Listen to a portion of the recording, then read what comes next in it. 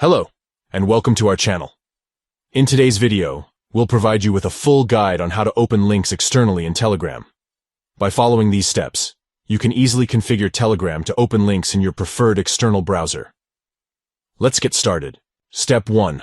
Open Telegram. Launch the Telegram app on your device by tapping on its icon. Step 2. Tap on the 3 stacked lines in the top left corner.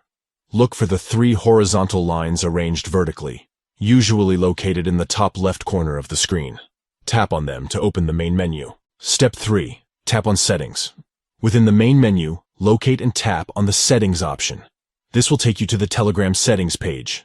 Step 4. Tap on Chat Settings. In the Settings menu, find and tap on the Chat Settings option. This will open the chat settings for customization. Step 5. Scroll down to the Other Settings section and turn off the In-App Browser option. Scroll through the chat settings until you find the Other Settings section. Within this section, you'll see the In-App Browser option.